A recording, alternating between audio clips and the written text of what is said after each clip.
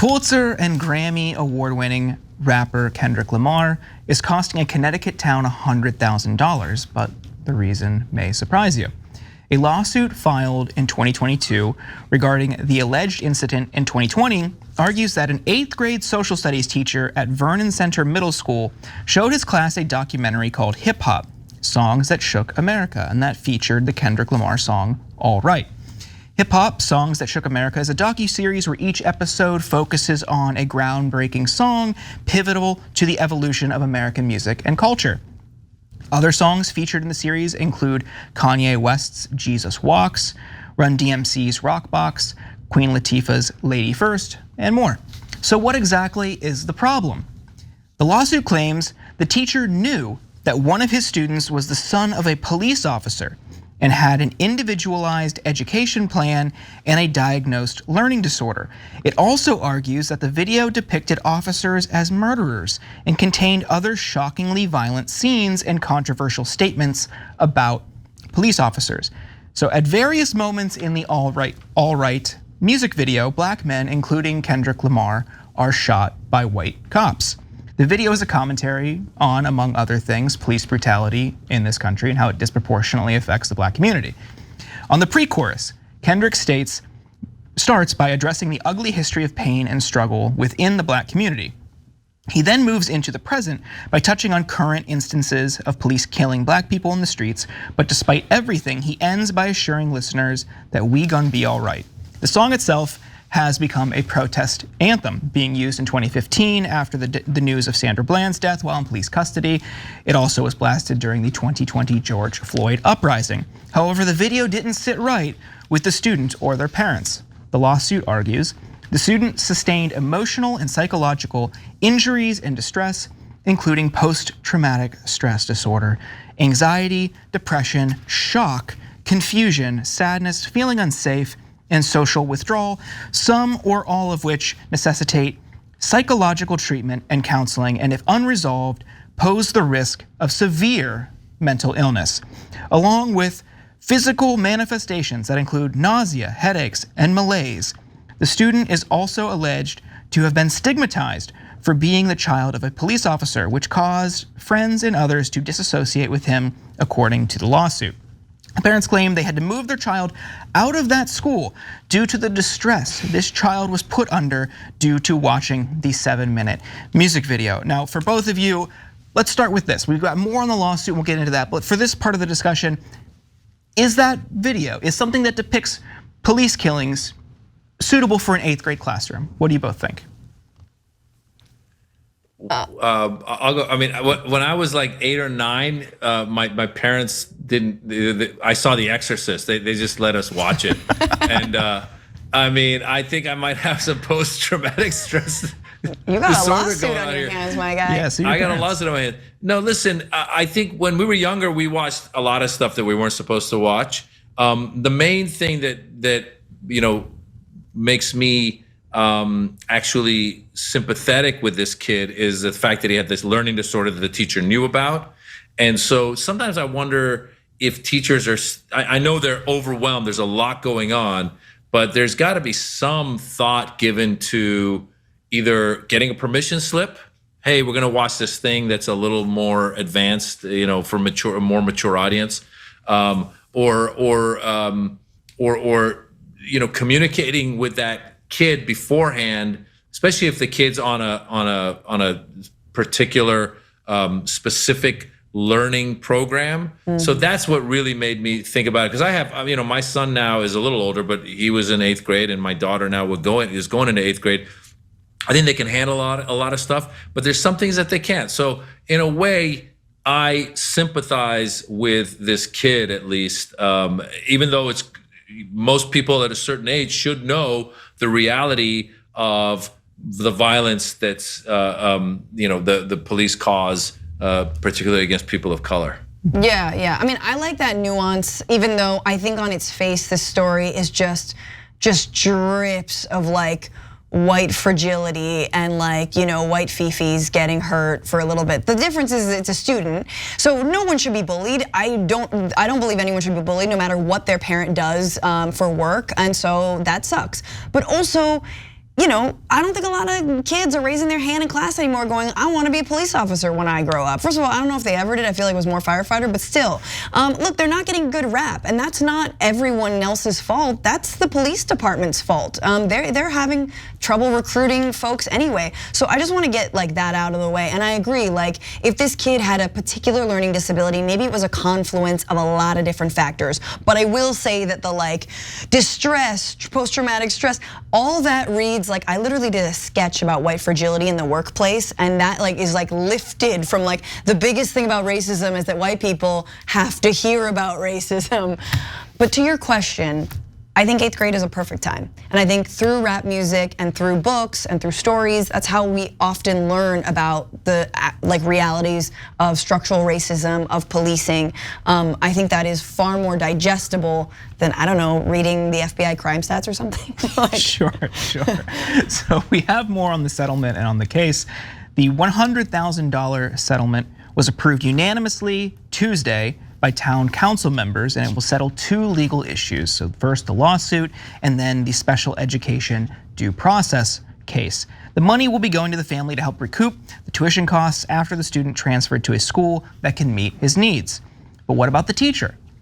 The teacher was given a verbal warning after parents complained that the content was not appropriate for 8th grade students, and that he should get approval from the administration and signed permission slips from parents if material is potentially controversial, his record indicates. The teacher has been previously reprimanded, once for asking students to watch Amistad for extra credit in 2006 on their own time, and in 2004 for showing 5 minutes of the documentary Fahrenheit 9/11. 5 minutes. 5 whole minutes of Michael Moore. I guess maybe to some people that is punishment. I think. But Amistad is a classic. It's the theme with all of these though signals to me it's more than just what this professor or this teacher is doing. Yeah. It seems to be about liberal commentary, potentially liberal commentary under an umbrella of, oh, they're trying to indoctrinate our kids. Maz, do you agree, disagree? Well, again, I think when I read the article, and I might not be right, but it said that Amistad was rated R or something, and so once again, I just think sometimes people that are trying to teach others an open-mindedness and to be progressive and to move forward, sometimes we forget to kind of cross our T's and dot our I's in the process, because this seems to me like something that a simple, permission slip or whatever it is, if it were rated R, or in this case, this video, if you feel like, oh, there's gonna be violence in these videos, they're in 8th grade, so one could say that the rating systems might say, oh, the type of violence that you're gonna see in this is adult content. Okay, fine, just get this permission slip signed. And then that kid's parents would say, oh, what are you gonna show them? You're gonna show them this? I'd rather have my kid not watch it. All right, great. Let the kid not watch it. The other kids are fine watching it. No harm, no foul. You saved $100,000. Yeah, the only pushback I'll say though, on that point, so it was on their own time, they could do it voluntarily for extra credit. When I was younger, there was a movie that came out that was rated R, but it was very important that kids my age needed to see it. It was Passion of the Christ. So I think there are examples where there are even conservative leaning parents who are totally How does it end? I don't want to spoil it for you. You just have to watch it. Okay. Cliffhanger. Sounds cool.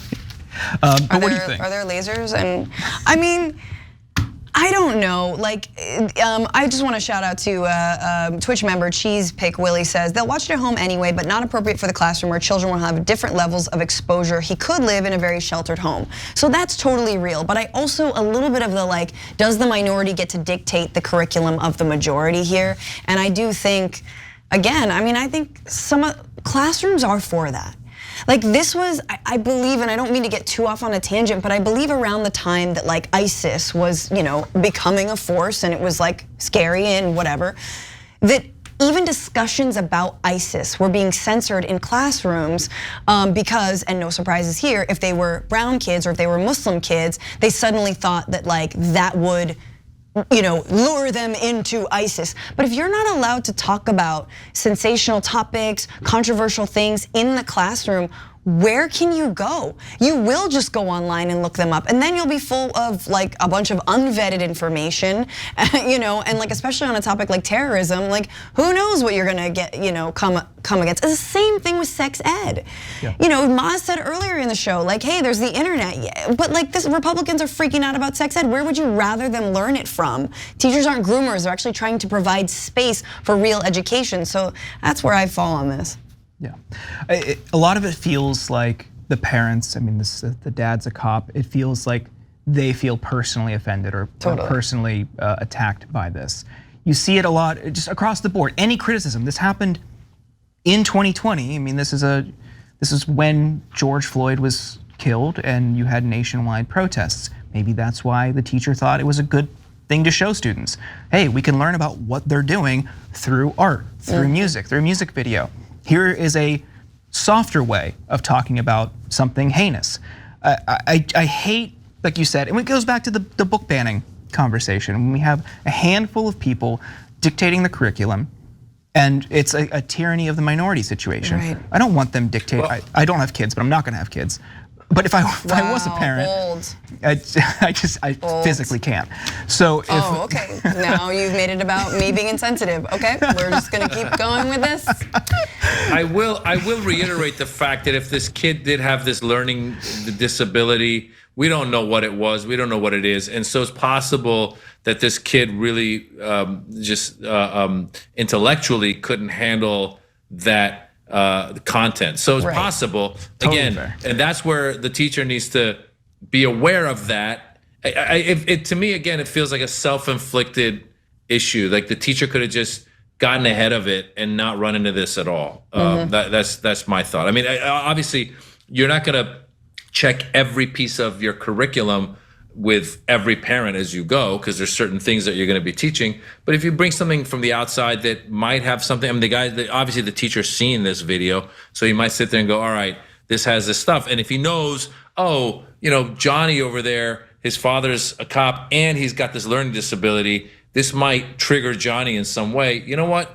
Let me just do a across the board permission slip, let people know what's going on and avoid it. Because you're right, listen, underneath it all, it could just be that the kid's perfectly fine and the parents were like, how dare you say that cops do bad things, in which case, they got away with one. I don't think you're wrong there. I think especially if someone's being shot, that's violence. You should ask the parents if it's okay to show something like that. Also, you could just read it or listen to it. It's a bop. I mean, it's a bop. It's a great song. And you could also just look at the lyrics.